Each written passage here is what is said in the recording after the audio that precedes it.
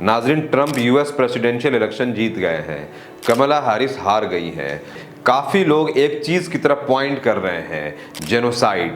Gaza genocide में Biden administration और कमला Harris का रोल उसकी हार की बड़ी वजह बनी है। Complicity of the Biden-Harris administration in the genocide against our people in Gaza. मैं ये नहीं कह रहा कि कमला की हार की सिर्फ यही एक रीज़न है, उनकी नाअहली, confusing answers, realities of that bread costs more. Fake personality, ये सब बड़ी वजह है। Out of a coconut tree?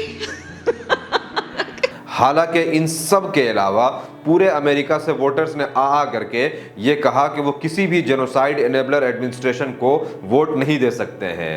I won't vote for the Democrats because of the genocide in Gaza.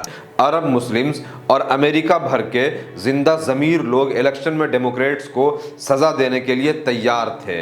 US citizens इस बात से परेशान थे कि बाइडेन और कमला लगातार उनके डिमांड्स को इग्नोर करते हुए billions of US tax payer money Israel को टेरर फंड कर रहे थे। वो कमला हैरिस के Israel has a right to defend को बार बार इसरार करने से परेशान थे। Israel has a right to defend itself. US citizen Kamala का इजराइल को अनकंडीशनल सपोर्ट से भी परेशान थे। America's support for Israel's security must be rock solid. वो परेशान थे कि डेमोक्रेट्स ने स्टूडेंट प्रोटेस्ट को वायलेंटली ब्रूट फोर्स से सप्रेस किया था। वो कमला के बिल क्लिंटन जैसे पॉलिटिशियंस को मुस्लिम्स में भेज करके उन्हें झूठी संवेदना देने से तंग आ चुके थे। think too many people have died. I get that. But if you lived, last but not the least, वो एक साल से चल रहे जेनोसाइड से परेशान थे क्योंकि डेमोक्रेट्स इसको फंड और सपोर्ट कर रहे थे, जो हर तरह से एक पॉलिटिकल डिजास्टर था। ट्रंप बहुत अच्छे से इन सब चीजों से अवेयर थे कि अरब मुस्लिम्स में बहुत ज्यादा फ्रस्ट्रेशन है। And why would Muslims support Kamala when she embraces Muslim-hating Liz Cheney? Can you believe Liz Cheney? A total loser. The father killed more Arabs than any human being on earth. He pushed Bush. इसीलिए Republicans ने कमला Harris के genocide में involvement को खूब criticise किया था। यहां तक कि पिछले कुछ हफ्तों में मुस्लिम वोट हासिल करने के लिए ट्रंप को स्विंग स्टेट्स में एंटी वॉर रेटोरिक यूज करते हुए देखा गया था।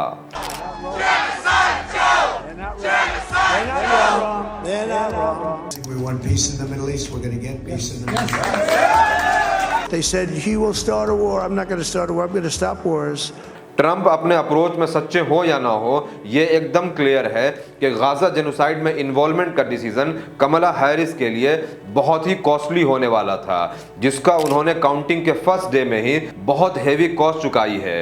Hispanic American, Asian American, Arab American, Muslim American, we had everybody and it was beautiful. Democrats को अपने डोमिनेंट स्टेट्स में भी हार का सामना करना पड़ा है, यहां तक कि उन स्टेट्स में भी वो हार गए हैं जहां वो हिस्टोरिकली सेफ थे। मिशिगन सिटी, जहां मैसिव मुस्लिम पॉपुलेशन है, वहां ट्रंप 43% और कमला हैरिस को सिर्फ 36% वोट मिला है। ये 2020 के मुकाबले जबरदस्त उलटफेर है, जहां लास्ट टाइम डेमोक्रेट्स को 69% और ट्रंप को सिर्फ 30% वोट मिला था।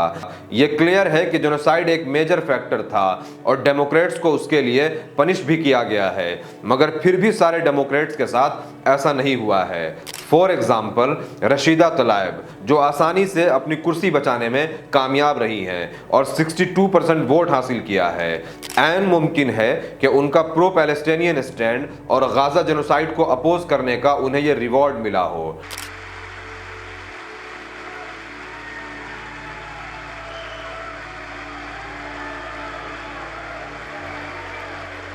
Some of these protesters, it's amazing, absolutely amazing. Some of these. Trump का जीतना मुसलमानों के लिए कैसा है? क्या मुसलमान ट्रंप के जीत की खुशी मना सकते हैं? Simply no, not by any means. Trump is no friend of Muslims. उसका कुछ सालों पहले मुस्लिम बैन करना इस बात को साबित करने के लिए काफी है। Donald J. Trump is calling for a total and complete shutdown of Muslims entering the United States until our country's representatives can figure out what the hell is going on. Trump के जीतने से हम खुश नहीं हैं, मगर हमें इस बात की खुशी है कि जेनोसाइड इनेबलिंग डेमोक्रेट्स को सजा मिली है और इस रिजल्ट की वजह से ये लोग सफर कर रहे हैं, तकलीफ में हैं। कुछ हफ्ते पहले पैलेस्टीनियंस कमला के एक रैली में प्रोटेस्ट कर रहे थे। देखें वो कैसे रिएक्ट कर रही थी। Everybody has a right to be heard, but right now I am speaking. Guess what, Kamala? Now you are silent and we are speaking.